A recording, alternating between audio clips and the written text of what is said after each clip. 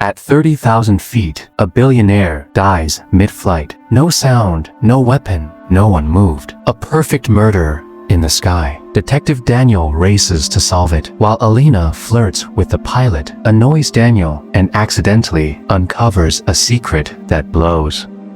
The luxury jet cuts silently through the darkness of the Atlantic sky, its engines humming with smooth precision.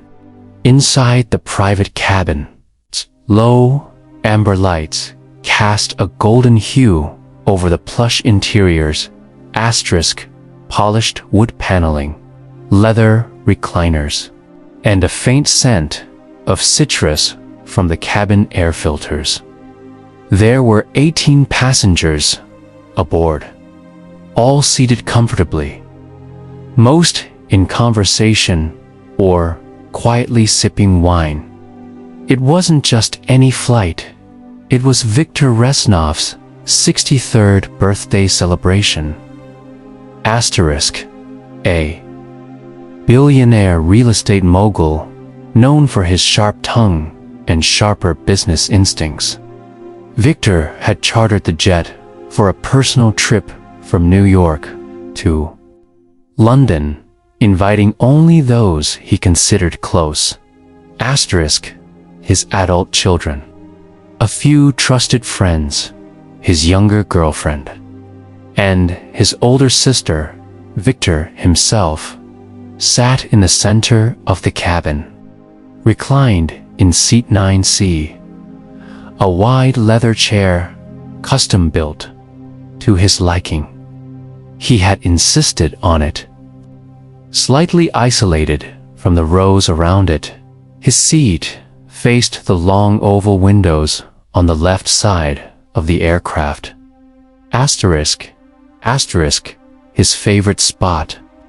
He always said, for watching the clouds and disappearing into his own mind. His feet were crossed, one shoe half slipped off. A folded blanket rested on his lap.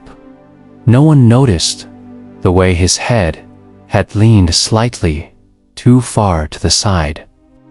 No one noticed that he hadn't moved in over 30 minutes. Not until the flight attendant came to collect the empty glasses and softly tapped his shoulder. Mr. Reznov. No response. She tried again, louder this time. Sir. His head didn't budge. The glass of red wine on his tray remained untouched.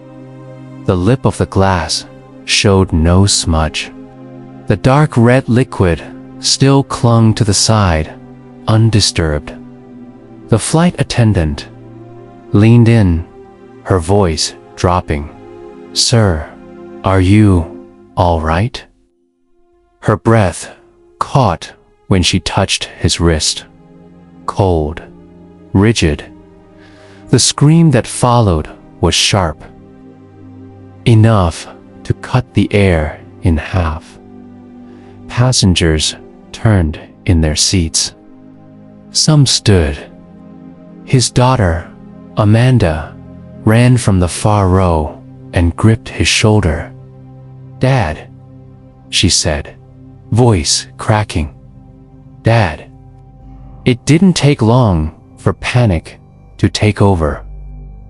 Someone tried CPR. Someone else shouted to the cockpit. The pilot locked the cabin door, but responded quickly, contacting air traffic control. Medical emergency. Passenger unresponsive. Likely deceased. Requesting emergency landing. Closest airport. The response came. Reykjavik, Iceland. Estimated landing in 2 hours and 13 minutes. 2 hours later, the jet touched down with barely a bump on the icy runway of Keflavik International Airport. revealing a line of Icelandic authorities and paramedics waiting at the base of the retractable stair. Inside the terminal, just past security clearance, two figures stood waiting. One tall and focused, with a long black coat folded over one arm, eyes sharp and calculating. Asterix, the other leaned against a cold wall with her arms crossed, scrolling through her phone with a lazy smirk on her lips. Detective Daniel Gray adjusted his sleeve and glanced toward the approaching aircraft. His jaw was square, lined with quiet tension. Asterisk, a man used to reading people, not showing them his own pages. His shoes were shined, his tie slightly loosened, enough to say he took things seriously, but never emotionally. Beside him, Alina popped her gum and offered a glance without lifting her head. Planes, 10 minutes late. Can't do anything on time. Daniel didn't answer. He rarely did when she teased. Alina was 24, brilliant, annoyingly observant, and dressed like the world was her stage. Asterisk, her blazer was tailored, her dark hair tied in a playful twist behind her head. She wasn't a typical assistant. She was sharper than half the department. But she liked pushing buttons, especially his. The doors opened. Daniel and Elena approached as the passengers were escorted down, wrapped in blankets. Most of them looked confused, stunned. Asterisk, Alina scanned their faces, red eyes, shock, some trembling, but not all of them. She nudged Daniel subtly. Row 3, woman in red, calm as a cat. Daniel's eyes followed. The woman Alina had pointed out stood at the rear of the line. Mid-30s, Russian features, long auburn hair perfectly in place. Asterisk, a slim red cashmere dress clung to her frame, a diamond bracelet slipping down her wrist. She wasn't crying. She wasn't shaking. She was looking at the plane, not the people. They were guided into a private lounge, away from press and airport traffic. Daniel took a file from the Icelandic officer who'd handled the preliminary report. No external injuries, the man said. Death likely between 7:50 and 8:15 p.m. Time of death inconclusive until autopsy. No signs of struggle. Body found reclined. Blanket over the lap. Appears peaceful. Daniel nodded, flipping through the report. Alina leaned in, peaceful, middle of a luxury flight. Someone killed him, Daniel said flatly. How do you know? He glanced at her. Because he was 63, not 93. And billionaires don't die quietly, surrounded by every person who needs their money. Alina grinned. Inside the lounge, the passengers were seated in a wide circle of leather chairs. A tray of untouched coffee sat on a table between them. Daniel entered without announcement. Alina, we've been brought in to investigate Mr. Reznov's sudden death on board your flight. Asterisk, until we've completed our inquiries, no one will leave the airport or access external communications. The room stirred murmurs, sharp breaths. A tall man in a gray suit raised his hand. Wait, this is absurd. Victor had a heart condition. He was on medication, and his medication will be examined. Daniel interrupted.